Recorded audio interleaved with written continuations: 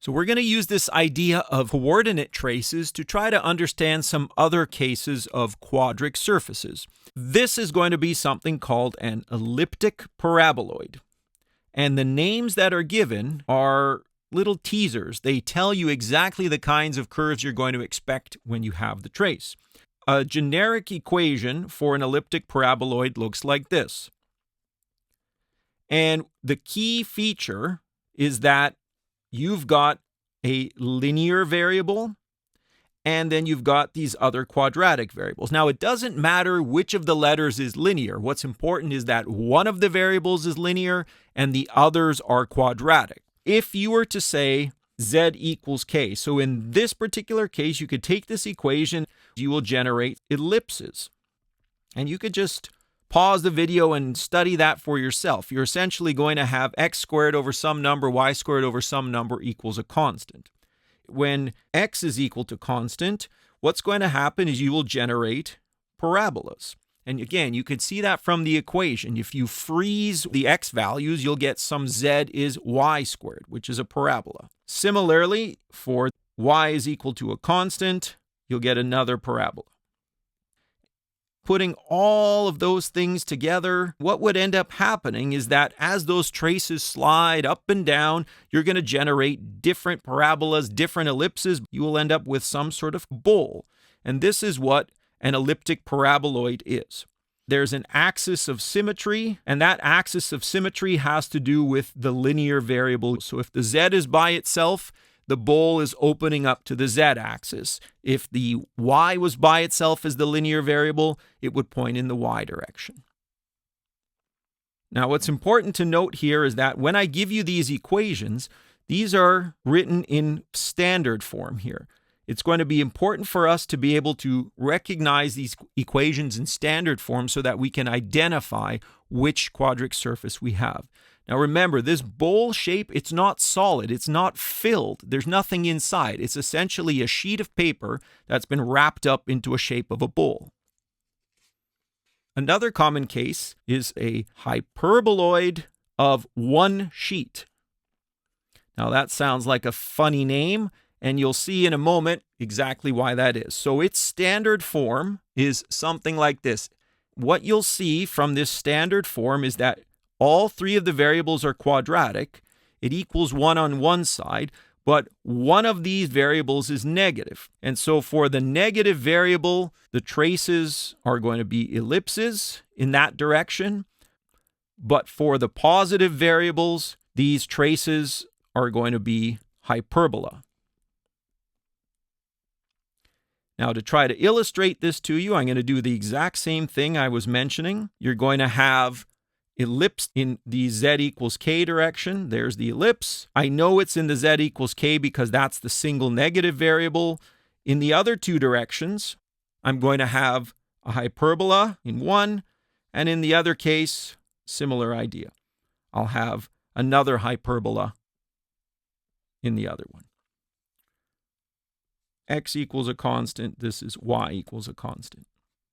If I put it all together, I'm going to end up having a shape that essentially looks like a vase. It's got ellipses in the negative variable direction, but if you look at it from the side, it looks like a hyperbola. There's also something called a hyperboloid of two sheets. The standard form equation looks very similar, except the number of negative terms is going to be different. Here's the standard form for it.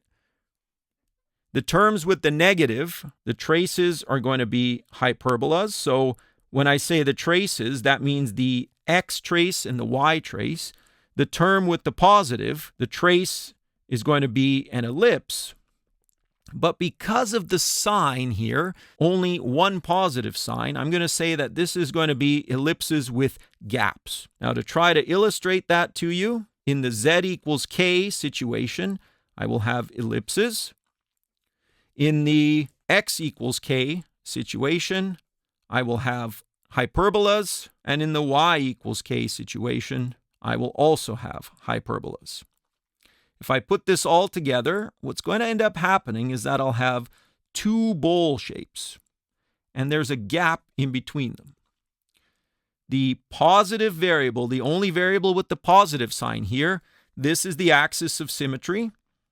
You can see for yourself from the standard form equation, when z is 0, it's impossible for two negative terms to equal a positive 1. That's why there's a gap, there's no solution. If one of the other letters was the positive term, say x or say y, then the axis of symmetry would be along that axis accordingly.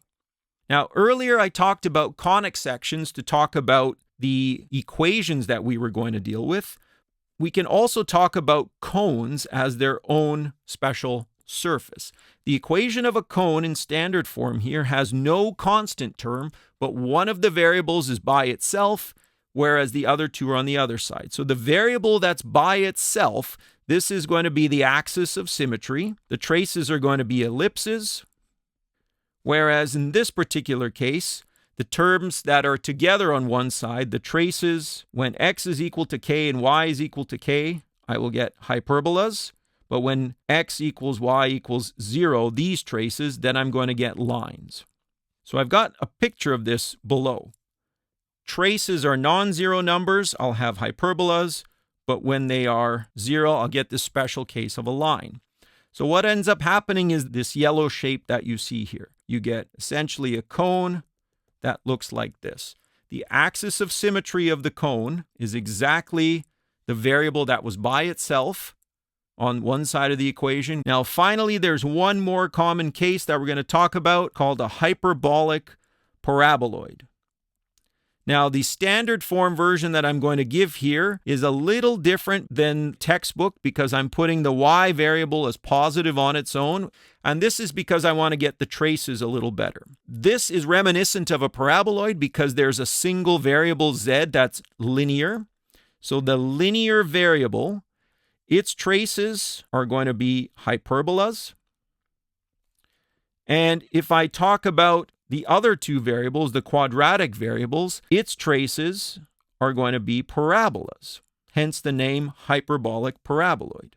I'll do the usual picture that I've drawn here. When z is equal to k, I will get hyperbolas. I'll get some sort of parabola when x is k, and when y is k, I'll get another parabola. Now, this shape is the most interesting of the bunch. This shape is reminiscent of a saddle. Now, the variable in the standard form that's by itself and linear, when you look down on it, it's going to look like a hyperbola. So what's going to end up happening is that you'll get these two hyperbolic portions. And if you look down from above, this thing looks like a hyperbola. But if you look at any of the other directions, anytime you take a trace, it's going to look like an upside down parabola that way. Or when you cut it from the other direction, it's going to look like a right side up parabola. Quadric surfaces are just some very common special cases of surfaces. By no means are we going into an in-depth discussion here, but we need to introduce these topics to come up with other important calculus ideas later.